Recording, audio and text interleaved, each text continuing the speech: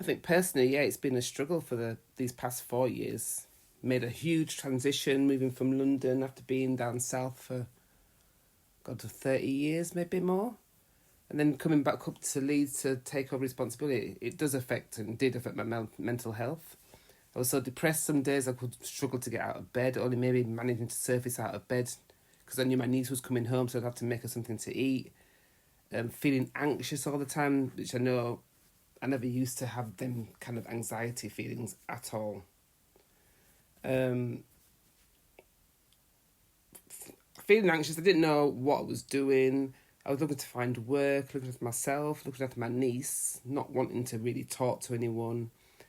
I think I was drinking way too much, thinking that you don't want to bother anybody with your problems because they've got their own things to deal with. So you just like keep things in and just like try and deal with what you have to deal with by yourself.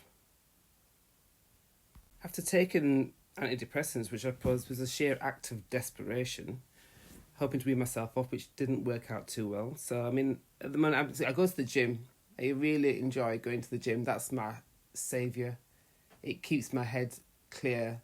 And I know in myself, when I don't go to the gym, I can feel things starting to pile up again in my head and the clouds are starting to form. So I always make an effort. That's my effort that I do is to go to the gym near enough, 3-4 times a week, as many times as I can. And it just pumps me up.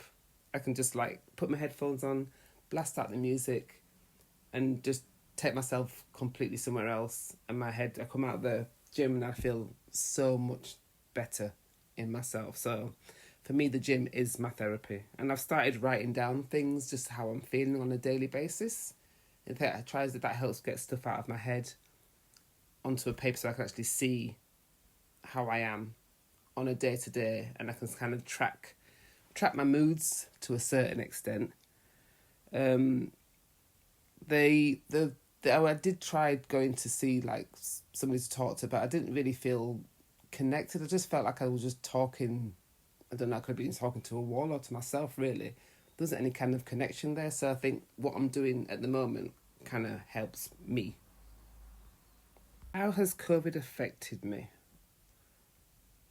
Well, I was working, then I got made redundant. So yeah, it's kind of changed my whole headspace, because before I was like occupied being at work every day, blah blah blah, and now with the isolation and quarantining and all this kind of palaver, it's like, yeah, being at home like 24/7 more or less is kind of hard, and I kind of try and motivate myself to get out, because if I don't get out, I think I just go a bit stir crazy, as most people would do. But I think if your mental health is affected more, so it just like you get quite insular, and if you don't get out and speak to people, I find that I get quite insular and just think on things and just like bring things get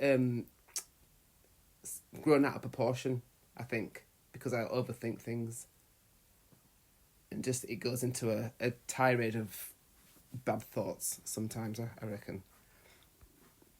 Well, yeah, I do sort of like bits and pieces. I have been doing bits and pieces for the people, sort of like doing bits of shopping, phoning. I've got a friend, he's got like quite issues, so I phone him on a daily, so we talk, so that helps him as well.